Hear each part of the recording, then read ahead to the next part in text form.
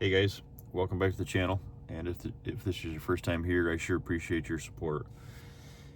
Hey guys, something we're going to talk about this morning. I'm out here looking at some potential new ground and wanted to take a couple of minutes to go over this with you. I get a lot of questions this time of the year. Where should I be hunting? What should I be doing? Wind, thermals, all of this into one. And at the top of that, sadly, what I see, guys, is I just don't have anything on trail camera right now. So, where should I be? And should I go to the other side of the farm because he's there on camera, and should I cheat the wind? And all of a sudden you start looking at this from my side of it, when clients are calling, or, folks are calling on lease properties or public ground that they're hunting, whatever that case is. And all of a sudden you start to get this feeling that it's the kind of that fourth quarter rush, if you will. And we are nowhere near that fourth quarter, guys. So depending on where you're at in the country, fit this to your time. But right now, that first week of November has so much power to it that I just encourage folks to, this is the time, guys. A week ago, okay, you had to be real selective, right? In the pre-rut. Now, when we're creeping up on what in a lot of the Midwest, let's say Kentucky, Michigan, Illinois, Wisconsin, stuff like that, right, is right now you have to spend some time in the stand, because I've said my piece before about the trail cameras in general, but I think we rely too much on them to begin with. And then this time of the year, what happens is, right, is we lose so many opportunities. How many times have you said, well, I'm going to get out midday and, I'm not going to hunt this, or I'm not going to hunt that, and because he hasn't been there during daylight and he's not on camera, right? And he shows up. He's on AM, or he's there midday, and you missed your opportunity, right? You don't get very many of those opportunities, and right now is when they make their most mistakes, right? So you really have to watch that, guys. I tried to teach, if you will, or try to explain to my clients, is every phase, if you will, right, or every time of the year has a little bit different strategy as far as when to hunt and what to pressure, what not to do. Like I said, the fourth quarter, you never cheat the wind or do something like that, but maybe you press in a little bit farther than you have before. Maybe you could do a quartering wind that you weren't willing to risk before, something like that, right? But right now, guys, they are on their feet. They are moving, they are covering a lot of ground, and they are making some serious mistakes, right? So serious mistakes during daylight equals opportunity. So you have to be in the stand, to take advantage of that. So that is the first and foremost message of the video today, right? Is just don't miss a great opportunity just because them darn trail cameras aren't full, or they weren't, it's not as busy as it was a week ago, right? So one thing I will tell you guys, on if you have let's say you're traveling to the farm, or you've got you've only got a short time that the honey-do list is long at home, if you will, and we're creeping into that holiday season, and sports, kids in sports, family, all this stuff, right? What I will tell you is, if you're trying to narrow that window down and you're trying to figure out, okay, when do I go in and set an all-day sit? When should I be in that stand, that more rut stand where, that time of the year seems to pick up and my opportunities go through the roof? When should I be there? Let the farm tell you when you should be there. When you should be there, guys, is the same time within a day or two of what he did last year. Now, what we're saying, right, is if you have a buck that you were targeting last year that you either didn't get an opportunity at, or it was one of your bucks, your younger bucks that you advanced forward, let him show you the way, right? Let let that past historic history, guys, I'd go to Weather Underground. Like I've always said, there's a there's a reason to have a good algorithm like DeerCast, and then there's I've got DeerCast, I've got a local weather, I've got a national weather app, and then I've got Weather Underground. Those are the 4 apps that I use. And it's not that the predictability maybe on some of the algorithms, do they work, do they not? Most of the time, guys, what I use that for is just a spot to have all my information in one. Hunt Stand now is very good with that, right? With a new update to that Whitetail Pro Elite that they've got now and stuff, guys. So to make a long story short, really focus on what that deer did. And if it wasn't a deer from last year, now, what do you do if you don't have any history, right? Still go back and be very close to what that farm did, right? So a specific deer is great. You can really hone in on him, but you can also hone in on the farm, because if he was doing it, guys, he's not the first one that did it at that time, and he won't be the last one. And what I mean by that is this.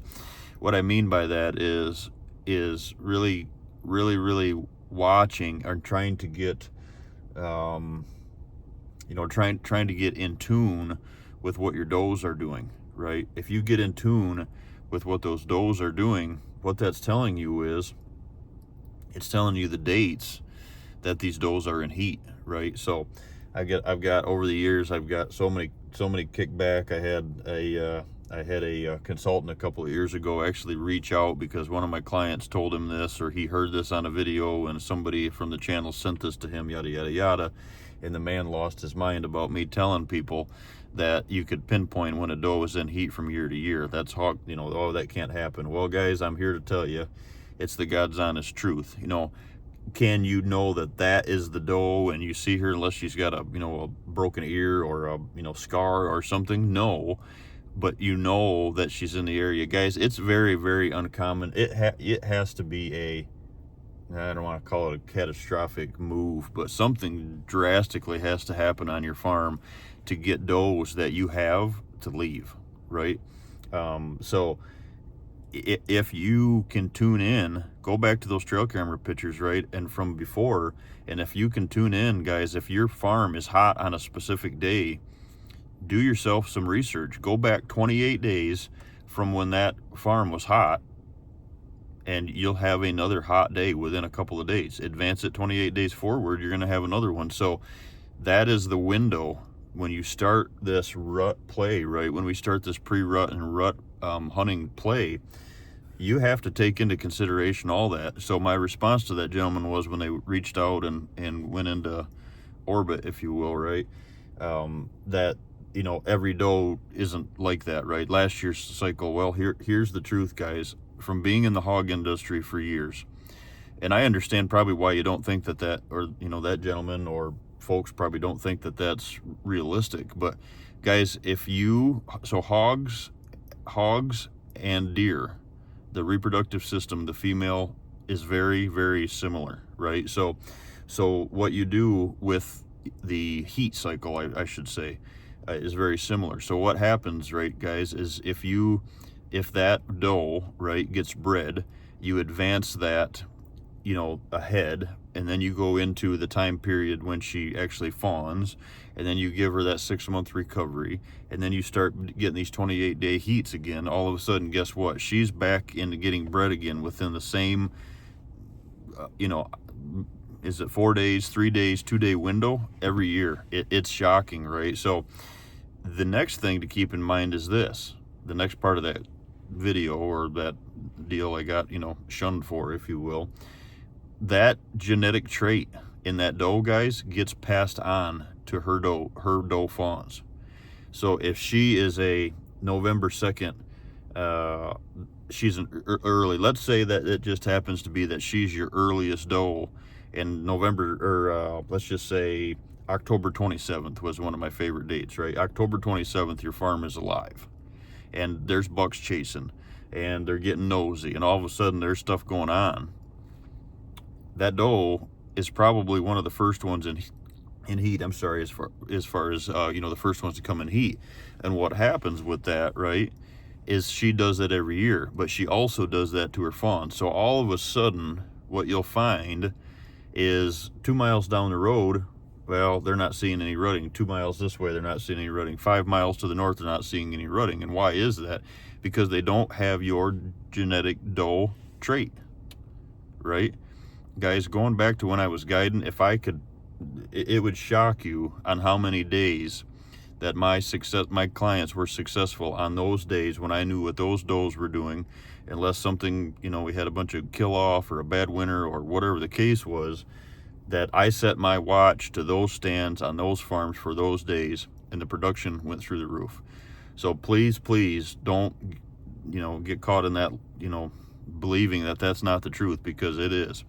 Another part of that, guys, is, like I was saying, so now, right, you can't go back and look. I would definitely go back and look just for information. So if your farm, let's say, is, let's just use the 28th of October, right? Well, you need to go back to your trail cameras to prove it. Go back to your trail cameras and look at October 1st, right? I think you'll be shocked within a day or two. Now, if it was 80 degrees or 90 degrees on October 1st, no. But if it was 70 degrees 2 days before or 60 degrees 2 days after, you'll be shocked on how much that actually movement. So she was probably in heat on that 28th day, right, or that window. But the bucks weren't up and moving because it was too hot. So you didn't see the full reaction, right? But you advance it 28 days, guys, if that falls within the rut, that falls within the second rut, whatever that is, you best be in the stand and you best be ready, because if she didn't get bred, she's going to come back into heat on that day. Now, if her doe fawns didn't get bred, they're going to come into heat too. All of a sudden, the best way to explain it, guys, is this, is if you have another way to explain it, is if you have one doe, the doe heat cycle will trigger biologically throughout the community. So if one goes into heat, it triggers a reaction, and a lot more of them go into heat, even if it's not that genetic connection. So like in the hog world, right, if I had a first-time gilt, let's say, that hadn't had a litter yet, and I knew she was going to be in heat, and she came into heat when I thought she was, and nobody else was in there, guys, and whether we decided to, put her in with a boar or AI or whatever, right, she was in with a bunch of other sows or gilts. Those gilts came into heat as well. It causes a stress hormone, and stress triggers the heat. Stress triggers the heat, right? So that's why you're seeing a bunch of that. So believe it, not believe it, it's the truth, and it ties to that, guys. So a lot of folks will tell me, well, it's, they only come into heat in October, November, and in December. That's not the truth. It's 28 days. That doe will come into heat every 28 days until she's bred, and then she goes into her gestation period, and then it starts over, right? But I'm telling you, if you don't believe it, I don't recommend doing this. But if you don't believe this, tell your wife that their menstrual cycle is only 3 times a year, and the other time that they come into heat, or in our world, right, in the deer world, but their menstrual cycle only happens for 3 times a year, and see if you don't get slapped, right? Because it's not that they don't come into heat, but it's weather related. It's the photocell period. It's not the full, and we don't see the rut, guys. I've got calls and pictures and everything I can show you from all over the country that proves that this every 28-day window is when these does are in heat, right? And you have about a 24 to 48 hour window there of standing heat. So which side of that is that on, right? But you can go from October, go back to September in your farm, guys. I've got pictures, I've got videos, I've got sightings for years and years and years. It would shock you to know how many people around the Midwest, for example, call me in the middle of September and say, what in the world is going on? I just seen a buck chasing a doe across the field, or I watched a buck breed a doe in the center of the road. What in the world is going on? So I tell them, if that's near their farm or in their community, advance it 28 days, you best be ready. And it will blow your mind how much that ties to that farm and that community year after year after year. So I just wanted to share them topics with you guys. It's like I said, it's now you gotta start dialing that up and get in the stand.